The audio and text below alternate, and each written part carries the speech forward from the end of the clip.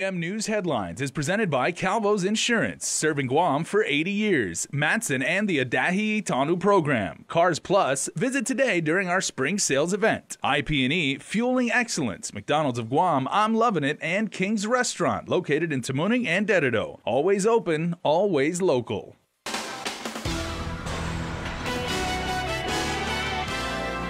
Coming up on Guam's primetime newscast, senators voted 8-7 in favor of the bill legalizing the adult use of marijuana. Plus, several Department of Education officials oppose the passage of Bill 32. Carmen Victoria Terlahi has more on that angle, and the family of an inmate beaten sues the Department of Corrections and the government of Guam. Hafa and good evening. 2 public hearings, 10 days for written comment, 3 days of debate on session floor, and legislation to legalize the adult use of marijuana was passed. It all went down while a few miles away, a community town hall meeting was underway as senators voted. Scheduled to vote at 5 p.m., instead session reconvened at 6:30. Madam Speaker? Yes, ma'am. Madam Speaker, I'd like to move to recess until 8 p.m. this evening. Madam Speaker, I'd just like to make a motion then that we recess until 8 p.m. I'd like to make the motion to move the recess to an hour and a half so that we can attend the town hall meeting. While that was happening in Hagåtña, a community town hall meeting was underway in Tamuning, where residents were voicing their opinions on Bill 32. I believe there's nothing wrong with the marijuana. It's just that people have different reaction to it. But when we talk about recreational marijuana, and the way that we're doing it right now, trying to ramrod it through the people, what's going on? Do they have rocks in their heads? No, I'm serious. I mean, what is really going on? Can we trust these people? No. Back in Hagåtña, lawmakers recessed for a half hour or 7 p.m. Barely enough time for Vice Speaker Talina Nelson, Senators Amanda Shelton, Therese Terlahi, and James Moylan to rush to Tamuning for a high and by. They're moving legislation and pushing legislation before we have done our very best effort to hear the people of Guam is an injustice to the people. We really appreciate the opportunity to come and listen, even if it's only for a couple of minutes, because we are going back into session in 4 minutes. Thank you so much. Because they're going to vote on it now. Are they afraid to come? No other senators showed up to the town hall, but those in attendance were watching as lawmakers began voting. Speaker Tina Muñoz-Barnes, Senators Clint Rigel, Joe San Augustine, Kelly Marsh-Taitano, Tello Taitagui, Luis Muña, Jose Terlahi, and Regine Bisco-Lee voted in favor of the measure. Voting no were Vice Speaker Talina Nelson, Senators Therese Terlahi, James Moylan, Will Castro, Amanda Shelton, Sabina Perez, and Mary Torres, who passed 3 times, constituting a no vote. Bill number 32-35 COR is duly passed by this body. The AG's office had expressed concern about the impact of the bill, as did the Chamber of Commerce and the Guam Visitors Bureau, which asked for more time to conduct a study on the measure. Meanwhile, thousands of people had signed a petition supporting its passage. The adult recreational marijuana use bill heads to Adelup for Governor Lulian Guerrero's review and decision whether to sign or veto. Opponents of the bill plan to hold a rally on Friday and hopefully meet with the governor to voice their concerns. KUAM requested a copy of the final version of Bill 32 from the Legislative Clerk's office. Once we receive it, we will post it online.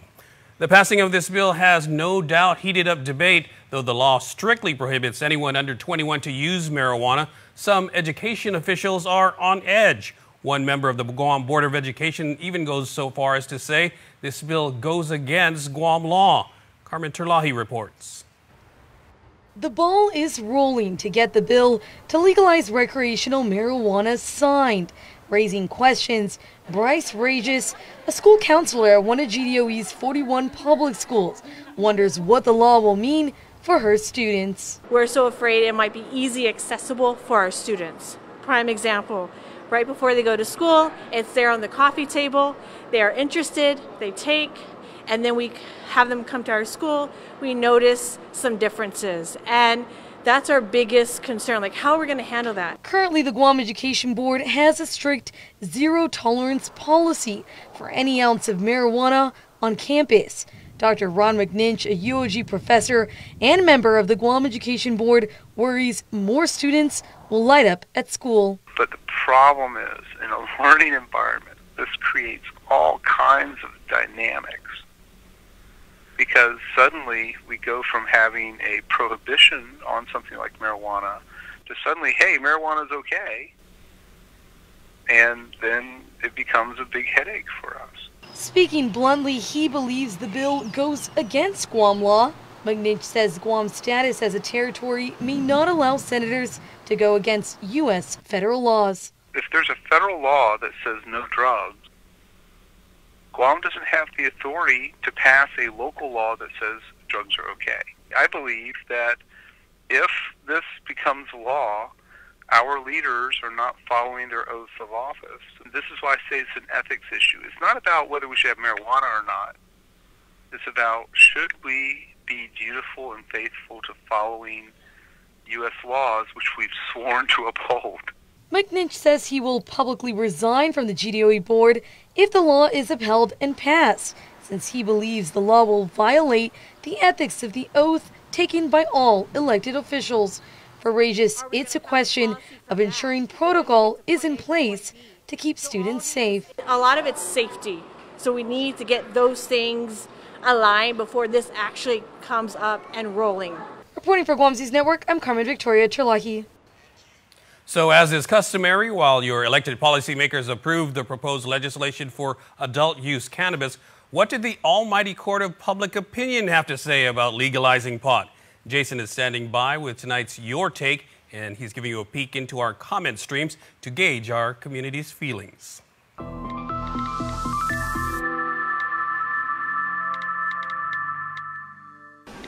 Adult use cannabis has now been approved by the members of the legislature. It happened last night, as you well know, by an 8-7 vote. And as soon as we got the word from downtown, we put the word on our social media properties and on KUAM.com and the KUAM News mobile app. You guys sounded off in a mighty way. Here's a little bit of what you had to say. Gene Santos on KUAM.com says, "We must hold our elected leaders to a higher moral standard. Ask them the question, have you smoked marijuana in your past or presently?" Gene, that is a very, very good comment. We'll see if we can follow up on that for you. Over on Instagram last night, we put up this very helpful infographic. You guys were using all sorts of emoji to express both pro and con opinions about adult use cannabis. You guys were using a lot of language that admittedly we can't show on TV because you guys obviously had some very, very strong feelings. But over 3,800 of you liked the post. So we want you to go to our Instagram page, join the conversation. It's now threaded. You guys can actually have a really good time sounding off about that. And on Facebook, because everybody has an opinion about this, Chris Crew is joining us from Sin City, was saying it's legal here in Vegas, and so far the citizens and constituents are doing just fine. People are not, I repeat, not, in quotes, going crazy. Ricky Lake, I don't think it's that Ricky Lake, but Ricky Lake was saying, congratulations, this is a victory for the majority in the community. To the 7 senators, good luck, and to the 8, thank you, and we appreciate your efforts. And James Fish takes a rather business economic approach and saying it's a move in the right direction. The island may soon see its gross domestic product actually rise. And trust me when I tell you, everybody, there is so much more to read, to interact with. There's a ton of conversations you can interact with. So jump on KUAM News across any social property. We want to know what you think about the now approved adult use cannabis.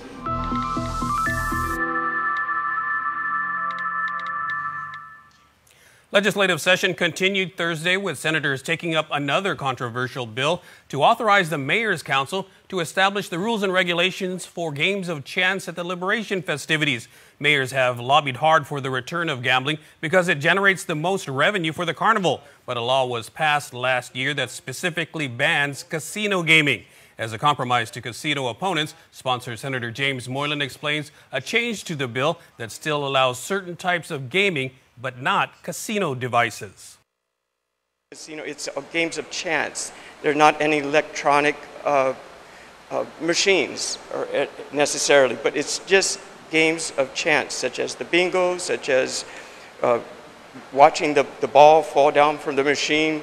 It's just games, those types of devices only. And I believe with the rules and regulations that will come out, it will further describe that, Madam Speaker. Thank you.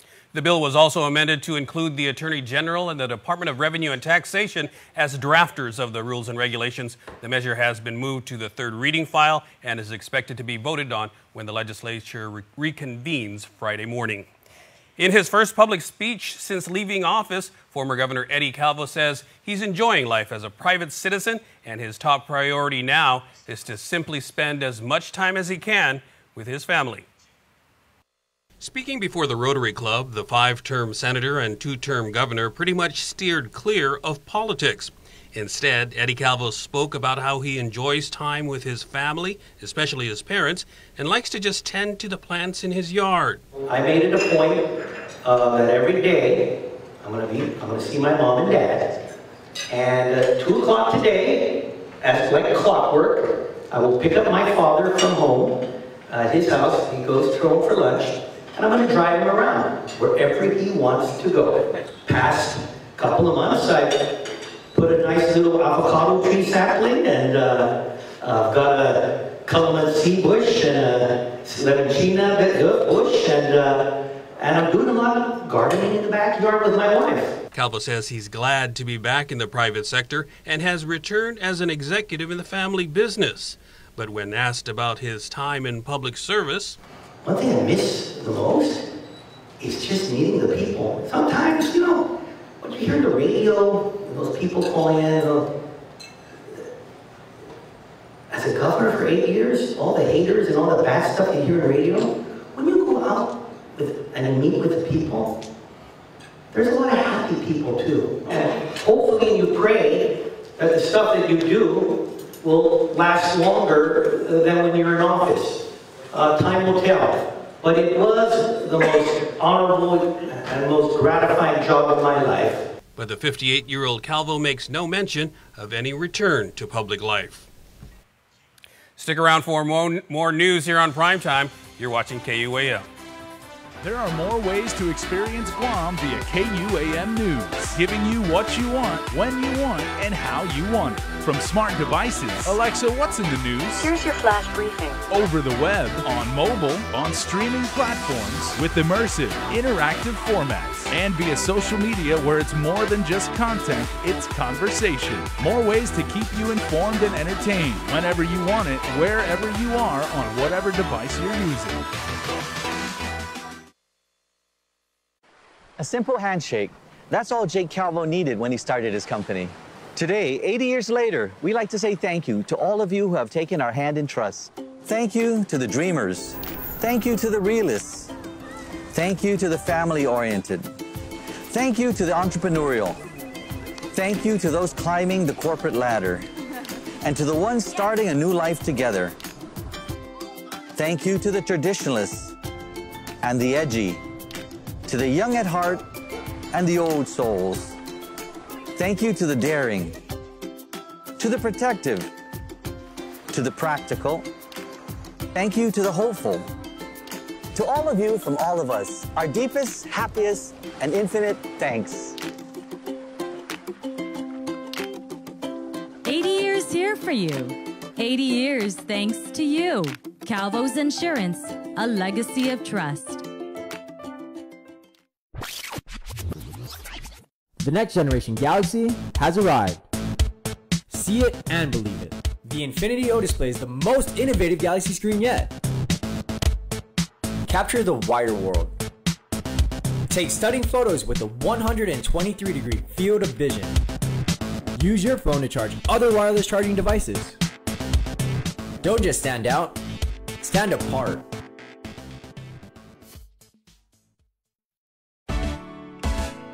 Ruby Tuesday's Seafood Sensations menu is back. Choose from your favorite dishes made with succulent lobster tail, shrimp, or our newest sensations with crab legs. Try out appetizers like crab fondue or stuffed shrimp. Pick an entree like the lobster tail or crab leg dinner. Select the lobster carbonara or the deep sea pasta. It's all ready and waiting for you. Get hooked on Seafood Sensations for a limited time only at Ruby Tuesday Guam. MTO, professional janitorial services with a warm hospitality touch. MTO gives that gift year-round. Pressure wash roofs, pressure wash driveways, lawn service, home cleaning, carpet restoration, office cleaning, commercial window cleaning, floor care. When cleaning is in order, MTO has you covered. Call 647-6861 to inquire on how you can receive the maintenance you deserve. MTO, celebrating 30 years with you, Guam. Welcome back. The Department of Corrections and the government of Guam are being sued in the district court. Brianna Lynn Meno, the special administrator of the estate of Justin Meno, via her attorney David Lujan, have filed a complaint for damages and a demand for trial by a jury of 6. It was in March of 2017 that inmate Justin Meno was found outside of Post 6, or the maximum security unit, severely beaten, unconscious, bound, and gagged.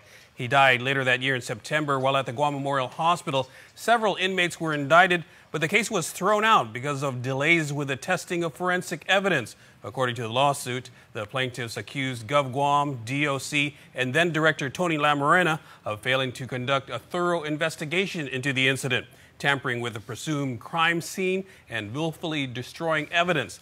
The plaintiffs further claimed DOC and GovGuam were grossly negligent, reckless, and wanton, and violated Meno's civil rights. The plaintiffs are seeking actual, consequential, and punitive damages, costs, and reasonable attorney's fees. A man found dead in Jigo last week has been identified as 70-year-old Charles Santiago Taitano. It was last Thursday when he was found dead outside a home in the Mataguac area. A death investigation continues. Detectives are still waiting for an autopsy to be conducted. And police report a robbery at the La Familia Mark in Dededo early Thursday morning. A male suspect wearing all-black clothing entered the store about 5 a.m. brandishing a handgun. Police say he demanded money from employees and fled with an unknown amount of cash. No one was injured in the incident. Anyone who may have more information is asked to call Crime Stoppers at 477-HELP. Following up concerns reported to police at a local middle school, police arrested Tomas and Francine Kitachai. They have been charged with family violence and child abuse. 3 children were found at a Dededo home in dirty clothes and in poor hygiene. One of the children told police that Tomas Kitachai allegedly grabbed her head and banged it against an aluminum door and then stomped on her broken arm. Another child clergy sex abuse case filed against the local Catholic Church, the Boy Scouts of America, and deceased priest Father Louis Briard. The victim, identified as JV to protect his identity, was between 9 and 11 years old when he was allegedly sexually abused by Father Briard while serving as an altar boy at the Barragata Parish and as a Cub Scout. Briard was also a scoutmaster at the time. Court documents state he would tell JV that sexual abuse was good because it was in God's place. This latest case was filed in the Superior Court. JV is represented by the law firm of Berman, O'Connor and Mann. Another alleged victim comes forward. ABC alleges that around 1958 or 1959, when he was around 12 or 13 years old, he was sexually molested and abused by a Catholic nun. ABC, who now lives in Washington State, alleges that when he was a student at Santa Barbara Catholic School, D.E., a nun with the Sisters of Mercy and a teacher, would sexually abuse him. He is seeking monetary damages of up to $5 million and a trial by jury. The case was filed in the district court. ABC is being represented by attorney David Lujan. Sports is next. Keep it up here with Dave Delgado.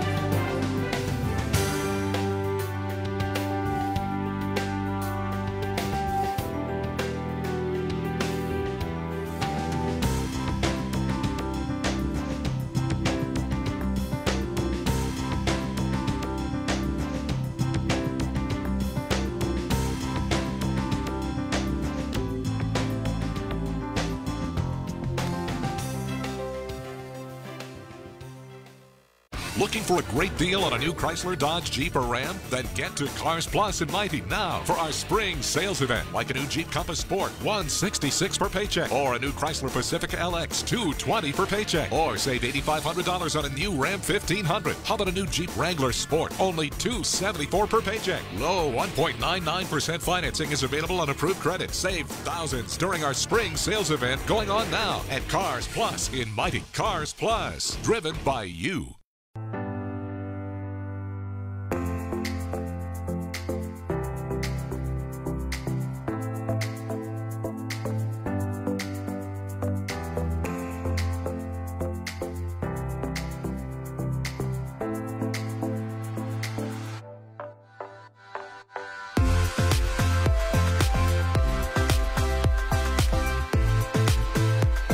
Make every day a plus.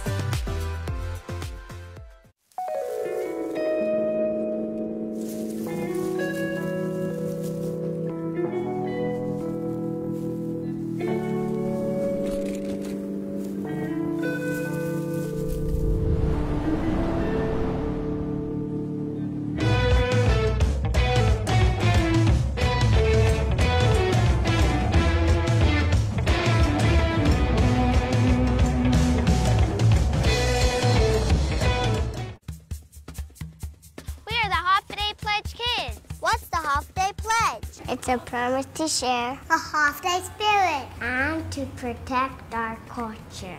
Like saying happy day!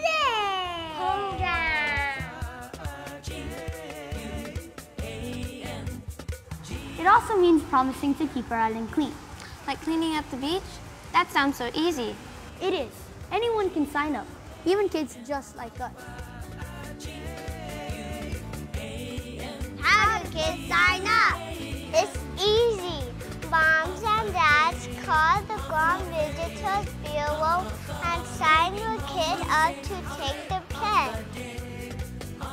All kids get certificates, bags, and can enjoy cultural activities at the signing ceremony. We are Half a Day Pledge Kids, and you can be too. KUAM Sports is presented by Triple J.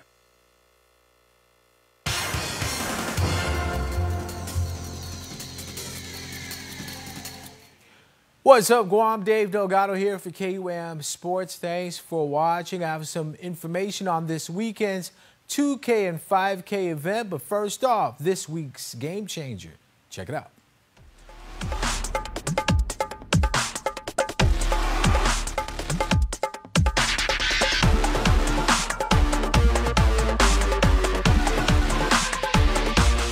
Academy Cougars softball player Ashley Mendiola has played all 4 years for the Cougars. Ashley is the starting pitcher, team captain, and she had a big season for Academy. Ashley struck out 14 batters in the season opener against the Southern High Dolphins. For Ashley, softball was an obvious choice. Just seeing my family play and knowing how much laughter and memories they created with the sport, I wanted to be a part of that, especially growing up with my god sister Megan Maritita. She was always the center of softball, so I wanted to be the center of softball like she was. Ashley has had her share of amazing highlights as a sophomore. She threw a no-hitter against the Geckos. Ashley also participated in off-island tournaments in Huntington Beach, California. As a sophomore and junior, she also played in the APL League and All-Star Game with UCLA star Bubba Nichols when she visited the island. It's clear by how she hurls, Ashley's heart is on the pitching mound. You never really know as a pitcher what you'll be able to throw and like how you would perform in the game. So it's all about having confidence in yourself and just believing like you are doing the best you can to ensure your team wins. Academy had a lot riding on this year's season. In Ashley's final year as team captain, she has emerged as one of the best pitchers in the league after losing 2 straight years in the championship game against the JFK Islanders. The Cougars put in a lot of work during the off-season. The goal, of course, was championship, and from the beginning there was something about my team that was different from previous teams I've been a part of. So just knowing from the get-go that I had a different vibe from the girls that joined was just an amazing feeling because it felt like we all connected very well, and it did kind of feel like it was our year, but you know, we had to persevere and push through all the hard times that we would know that would come across us. Ashley led the league in strikeouts as a pitcher, won the regular season MVP award, and was selected All-Island first team as a pitcher. Ashley even hit 2 home runs this season. With everything clicking for Academy, the team was on a roll heading into the IIAG girls softball title game against the Guam High Panthers. It was very fulfilling. A lot of weight was lifted off my shoulders because all the hard work that I put in for the past years I've played softball finally paid off.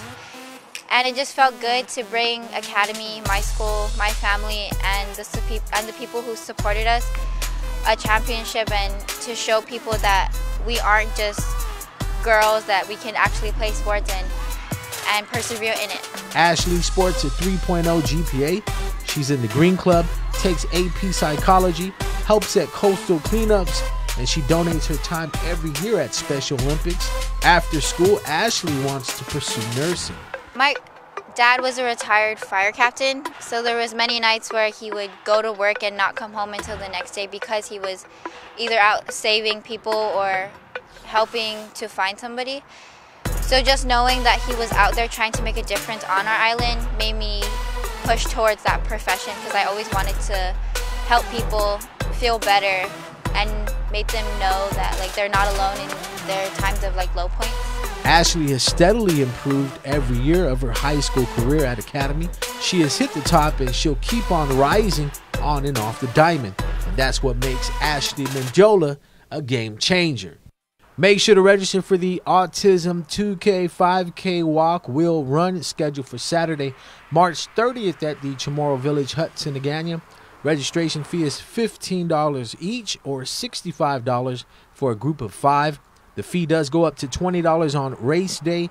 The race course will take runners from the Chamorro Village to Alupang Beach Towers and back. Showtime